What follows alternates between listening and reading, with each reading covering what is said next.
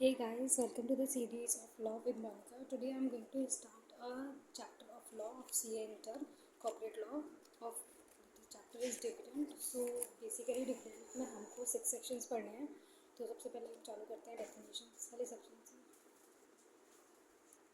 तो डेफिनेशन आती है सेक्शन 2 सबसेक्शन 35 के अंदर. तो बेसिकली डिविडेंड क्या होता है? Dividend is a part of distributable profit which has been paid to shareholder whenever declare. तो डिविडेंड क्या होता है? हमारा प्रॉफिट का पार्ट होता है जो हम शेयर होल्डर को पे करते हैं जब भी डिक्लेयर करते हैं. तो सबसे पहले हम मतलब हमारे एज पर द लॉ डिविडेंड की डेफिनेशन में ये लिखा है. ये डेफिनेशन इंक्लूसिव है. इसमें क्या है? Dividend includes interim dividend. तो डिविडेंड में इंटरिम डिविडेंड ऑलरेडी इंक्लूडेड होता है. तो बेसिकली डिविडेंड के दो पार्ट्स होते हैं, एक फाइनल डिविडेंड, एक इंटरिम डिविडेंड.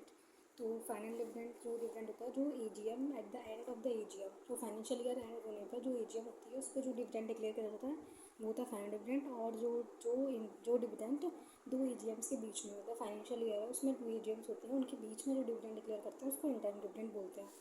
तो जो इंटरिम डिविडेंड होता है उसको हम रिवोक कर सकते हैं. अगर हमारे शेयर होल्डर कंसेंट करें तो उसको रिवोक कर सकते हैं, लेकिन जो फाइनल डिविडेंड होता है उसको रिवोक नहीं कर सकते. एक बार जो अगर वो डिक्लेयर हो गया तो हमको उसे पे करना पड़ेगा शेयर होल्डर को. इंटरिम डिविडेंड को बोर्ड ऑफ डायरेक्टर अनाउंस करते हैं और फाइनल डिविडेंड को रिकमेंड करते हैं बोर्ड ऑफ डायरेक्टर और अप्रूव करते हैं शेयर होल्डर्स. और जो इंटरिम डिविडेंड में क्या होता है, हमारा फाइनेंशियल स्टेटमेंट प्रिपेयर किया जाता है बिफोर डिक्लेरेशन. और जो इंटरिम फाइनल डिविडेंड में क्या होता है, आफ्टर प्रिपरेशन के बाद, प्रिपेयर होने के बाद डिक्लेयर किया जाता है, क्योंकि एट द एंड ऑफ करना है हमको फाइनेंशियल डिविडेंड. तो फाइनेंशियल स्टेटमेंट हमारे प्रिपेयर हो जाएंगे, उसके बाद हम फाइनल डिविडेंड डिक्लेयर करेंगे. नेक्स्ट सेक्शन आता है हमारा सेक्शन 123 जो बात करता है सोर्सेज ऑफ डिविडेंड. तो हमारे दो डिविडेंड होते हैं, फाइनल और इंटरिम. अब ये डिविडेंड हमारे हम डिक्लेयर कहाँ से करते हैं, तो उसके सोर्सेज हैं. जो पहले हम फाइनल की बात करते हैं, तो फाइनल डिविडेंड जो होता है हमारा करंट ईयर का प्रॉफिट में से, या जो पीएनएल और फ्री रिजर्व में क्रेडिट बैलेंस होता है वहाँ से, या फिर गवर्नमेंट जो ग्रांट करती है, जो फंड डोनेट करती है हमको, हम उसमें से डिविडेंड डिक्लेयर कर सकते हैं. लेकिन इसमें एक पॉइंट ये इंपॉर्टेंट है कि जो फ्री रिजर्व है उसमें रिवैल्यूएशन रिजर्व और नोशनल गेंस ये नहीं आएंगे. तो इनको एक्सक्लूड करने के बाद जो फ्री रिजर्व में अमाउंट होता है उससे हम डिविडेंड डिक्लेयर करते हैं. तो ये तीन तीन तरीक़ों से हम फाइनल डिविडेंड डिक्लेयर करते हैं. अब आती है इंटरिम डिविडेंड में. इंटरिम डिविडेंड हम करेंट ईयर के प्रॉफिट में से करते हैं. दूसरा है सरप्लस, जो हमारा पीएनएल अकाउंट का सरप्लस मतलब क्रेडिट बैलेंस होता है वहाँ से. इसमें जनरल रिजर्व नहीं आता, इसमें सिर्फ पीएनएल अकाउंट में से करते हैं. और जो फाइनेंशियल ईयर के एंड में जो लास्ट क्वार्टर का प्रॉफिट था हमारा उसमें से डिविडेंड डिक्लेयर करते हैं. इंटरिम डिविडेंड ही होता है जो प्रीवियस ईयर के प्रॉफिट्स में से दिया जाता है. फाइनल डिविडेंड को हम नहीं देते, फाइनल डिविडेंड को करंट ईयर के प्रॉफिट में से देते हैं. अब सबसे हमारा एक इम्पॉर्टेंट पॉइंट था कि अगर कोई कंपनी डिविडेंड बांटना चाहती है तो डिविडेंड बांटने से पहले प्रॉफिट में से कुछ हिस्सा फ्री रिजर्व में ट्रांसफ़र करना पड़ता है. ये पहले तो मैंडेटरी था लेकिन अब ऑप्शनल कर दिया है. तो अब आप चाहे तो कर सकते हैं, नहीं तो नहीं कर सकते. पहले मैंडेटरी था, लेकिन कितना परसेंट करना है ये भी कंपनी डिसाइड करेगी. अब नेक्स्ट आता है हमारा पेमेंट ऑफ डिविडेंड. हम डिविडेंड किस किस फॉर्म में पे कर सकते हैं. सबसे पहले हम किस में पे कर सकते हैं, किस में नहीं कर सकते, और किस किस को पे कर सकते हैं. सबसे पहले किस में पे करते हैं, हम कैश में दे सकते हैं, चेक दे सकते हैं, डिविडेंड वारंट इशू कर सकते हैं, या कोई भी इलेक्ट्रॉनिक मोड लाइक जीपे, थ्रू नेट बैंकिंग, इससे कर सकते हैं. हम काइंड में नहीं दे सकते. लाइक हम ये नहीं बोल सकते कि हम डिविडेंड की जगह कोई शूज़ दे रहे हैं, क्लॉथ दे रहे हैं. नहीं, हमको देना है तो कैश में, चेक में, डिविडेंड वारंट में हमको देना है तो कुछ ना कुछ उसका अमाउंट देना पड़ेगा. काइंड में नहीं दे सकते. और किस किस को पे करना है, हमें रजिस्टर्ड शेयर होल्डर को, या उसके ऑर्डर पे किसी को पे करना है, या उसके बैंकर को. तो ये हमारे 3 टॉपिक, ये भी इंपॉर्टेंट है, क्वेश्चन बनता है इस पे एग्जाम में. नेक्स्ट आता है हमारा डिविडेंड नॉट डिक्लेयर. किस किस को डिविडेंड नहीं दे सकते. तो इसमें सेक्शन 8 कंपनी जो होती है उसको प्रोहिबिटेड होता है कि वो अपने शेयर होल्डर को डिविडेंड नहीं दे सकती. क्योंकि सेक्शन 8 कंपनी कौन सी कंपनी होती है, जो हम चैरिटेबल ऑब्जेक्ट के लिए फॉर्म करते हैं, तो उसका जो प्रॉफिट है वो हम उसी के लिए यूज़ कर सकते हैं, चैरिटेबल ऑब्जेक्ट के लिए. उसके प्रॉफिट में से हम डिविडेंड डिक्लेयर नहीं कर सकते. सेकेंड आता है जो कंपनी सेक्शन 73 74 के. 73 कौन सा था, prohibition on acceptance of deposit from the public. इसमें प्रोहिबिशन है. और जो सेक्शन 34 है रीपेमेंट ऑफ डिपॉजिट, ये हम डिपॉजिट चैप्टर में पढ़ेंगे. तो इनमें कोई डिफ़ॉल्ट किया है, तो इनमें कोई डिफ़ॉल्ट किया है कंपनी ने, तो हम डिविडेंड नहीं दे सकते. जब तक डिफ़ॉल्ट चलेगा जब तक नहीं दे सकते. पर अगर एक बार डिफ़ॉल्ट करेक्ट कर लिया कंपनी ने तो उसके बाद दे सकते हैं, लेकिन सिर्फ और सिर्फ करेक्ट होने के बाद ही. अब नेक्स्ट हमारा आता है जो हमारे लॉसेज होते हैं, डिविडेंड लॉसेज होते हैं करंट ईयर में, तो उसमें डिविडेंड कैसे देते हैं. सबसे पहले इंटरिम की बात करें. इंटरिम में 3 कंडीशंस होती हैं हमारे टोटल. इंटरिम डिविडेंड में सिर्फ एक कंडीशन अप्लाई होती है कि जो हम मैक्सिमम रेट डिविडेंड का देंगे वो लास्ट 3 ईयर का फाइनेंशियल ईयर का जो प्रॉफिट होगा उसका एवरेज करेंगे. लाइक जैसे ईयर 1 में 10 था, ईयर 2 में 11 था, ईयर 3 में 12 था, तो तीनों का एवरेज करके हमने 11% निकाल दिया, तो हम इस परसेंट में डिविडेंड डिक्लेयर करेंगे. ये तो बात हो गई इंटरिम के केस में जब लॉस होता है। ये एग्जाम में नहीं आता, एग्जाम में आता है फाइनल डिविडेंड। ये बहुत इंपॉर्टेंट है। इसमें 3 कंडीशंस पढ़ते हैं हम। तो इसकी पहली कंडीशन है, मैं आपको पहले कंडीशन बताती हूँ, उसके ऊपर इस एक क्वेश्चन बताऊँगी। तो इसमें पहली कंडीशन तो वही है कि हम एवरेज करेंगे लास्ट ईयर का प्रॉफिट का। सेकंड कंडीशन है कि जितना अमाउंट हम ड्रॉ करेंगे वो अमाउंट हमारी 10% of paid up share capital free reserve से ज़्यादा नहीं होना चाहिए। और जो अमाउंट हम ड्रॉ करेंगे उसको ड्रॉ करने के बाद हम उसको सबसे पहले लॉसेस को सेट ऑफ करने के लिए यूज़ करेंगे। थर्ड कंडीशन हमारी आती है कि जो फ्री रिजर्व था उसमें से जितना हमने अमाउंट ड्रॉ करा डिविडेंड का और माइनस उसमें लॉसेस करेंगे तो वो 15% of paid up share Capitals तक होना चाहिए। तो अब इस पर क्वेश्चन करते हैं हम। क्वेश्चन है ये कि हमारा paid up share capital 200 lakh है, हमारे पास एक्यूमुलेटेड रिजर्व है 240 लाख, लॉस है 30 लाख का। लॉस है तो अभी हम ये कंडीशन लगाएंगे, अदरवाइज़ नहीं लगाते। डिविडेंड दे रखा है 3 ईयर का, ये अब मैक्सिमम रेट हमें बताना है कि हम कितना डिविडेंड डिक्लेयर कर सकते हैं। तो कंडीशन 1 के हिसाब से पहले हम एवरेज करेंगे 3 ईयर्स का, तो 9 + 10 + 12 डिवाइड बाई 3 इसका एवरेज करेंगे तो यह है 10.3%। अब कैपिटल जो डिविडेंड दिया जाता है वो पेड अप शेयर कैपिटल पे जाता है फेस वैल्यू पर।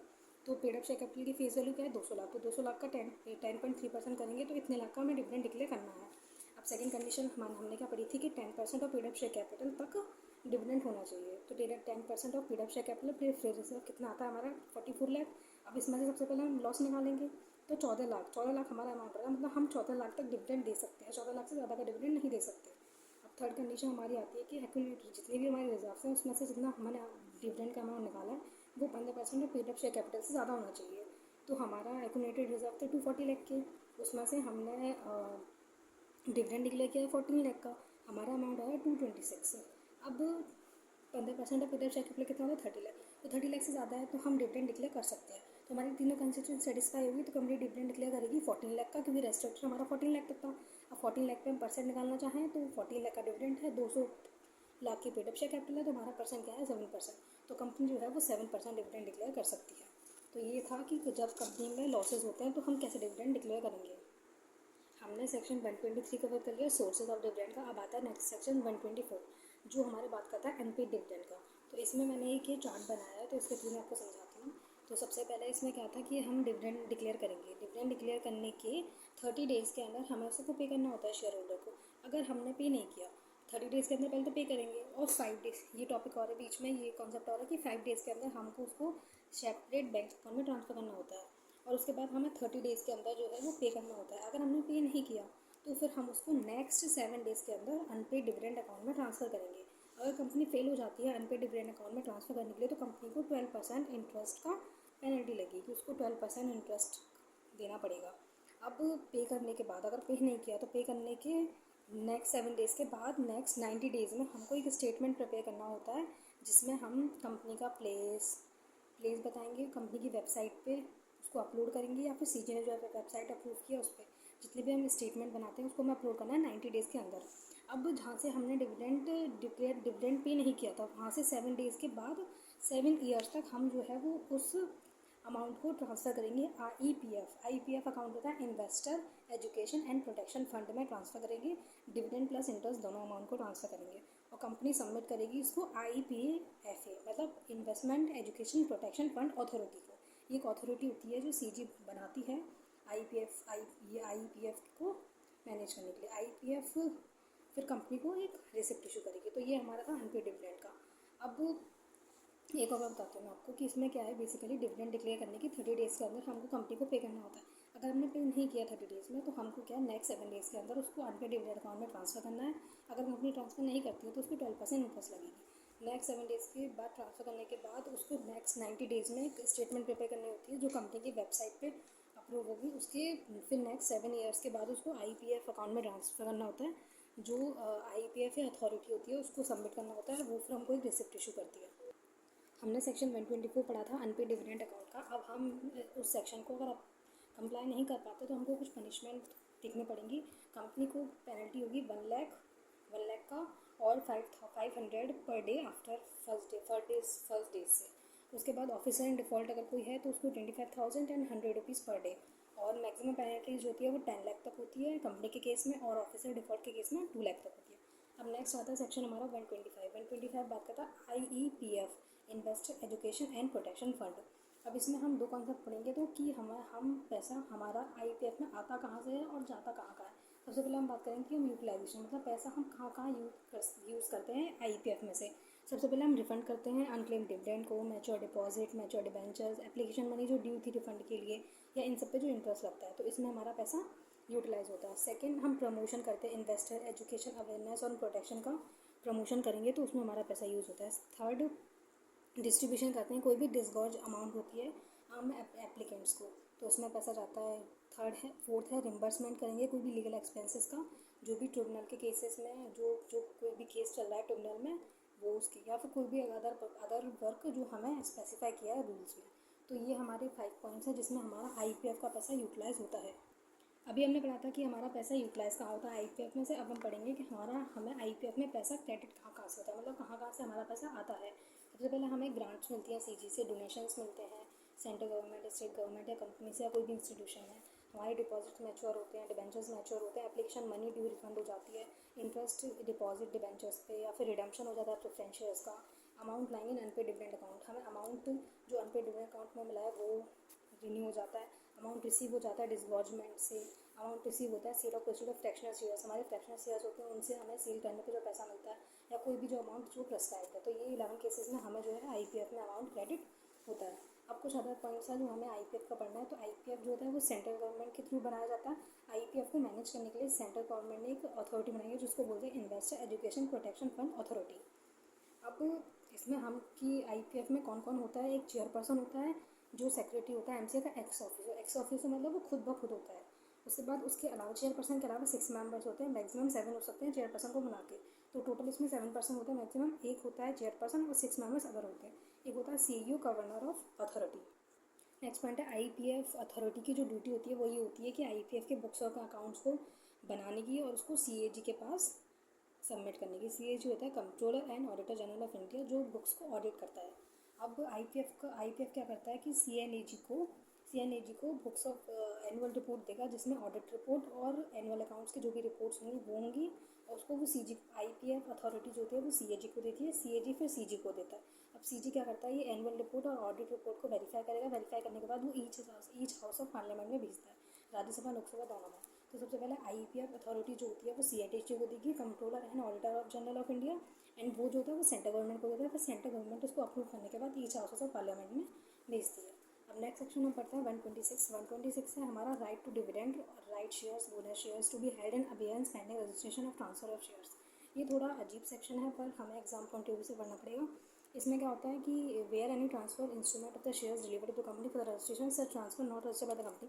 हम कोई भी अगर कंपनी को ट्रांसफर भेजते हैं, अगर वो कंपनी ने रजिस्टर नहीं किया शेयर्स, तो सबसे पहले हम उसको जो transfer dividend on the shares unpaid dividend account में ट्रांसफर करेंगे।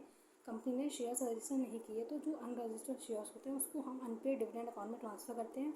दूसरा, kept in abeyance offer of right shares और fully paid up equity shares. दूसरा जो है वो हमारा राइट शेयर्स और fully paid up equity shares में ट्रांसफर हो जाते हैं।